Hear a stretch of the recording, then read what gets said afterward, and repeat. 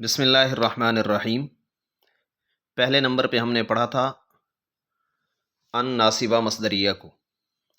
اب نمبر 2 ہے وہ ان جو اصل میں انا تھا، حرف مشبہ بالفعل تھا، اس کا ذکر کرتے ہیں۔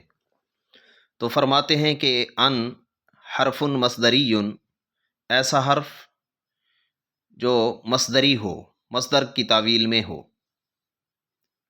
مشبہ بالفعلی، مشبہ بالفعل ہو، مخفف من ان الثقیلۃ،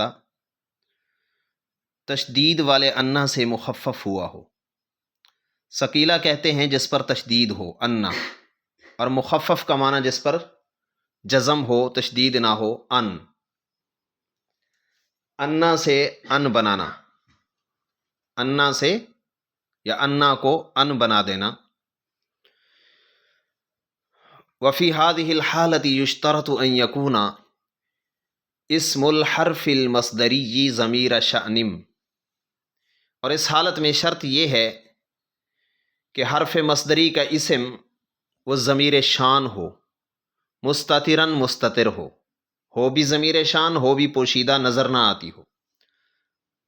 وخبرہ جملۃ فعلیۃ، اور حرف مصدری کی خبر جملہ فعلیہ ہو۔ قال تعالی، ارشاد باری تعالی ہے، علم ان سیکون منکم مرضی وآخرون یضربون فی الارض۔ یہاں عالمہ کے بعد ان ہے جو حرف مصدری ہے، اور یہ اصل میں انا تھا، ثقیلہ تھا، تشدید والا تھا، پھر اس کو مخفف کیا گیا، انا کو ان کر دیا گیا۔ اور یہاں پر 2 شرطیں ہیں۔ پہلی شرط یہ کہ ان کا جو اسم ہے وہ ضمیر شان ہو اور مستتر ہو، چھپی ہوئی ہو، گویا کہ اصل میں ہے انہو، ان نہیں ہے، ان اصل میں انا ہے، اور اس کا اسم ضمیر شان ہے جو پوشیدہ ہے، انہو تھا۔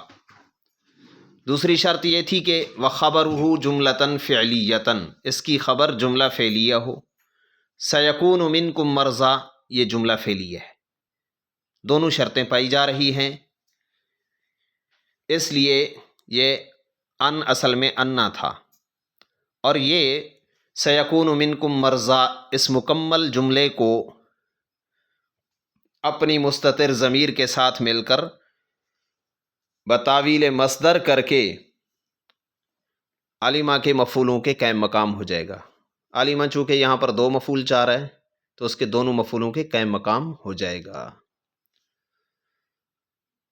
یہاں پر بھی آپ دیکھ لیں، ان کہتے ہیں کہ حرف مصدری مشبہ بالفعل مخفف من ان، یہ انا سے مخفف ہوا ہے۔ اسمہ ضمیر مستتر، اس کا اسم ضمیر مستتر ہے، والتقدیر انہ، اصل اس کی نکلے گی انہ۔ السلام علیکم۔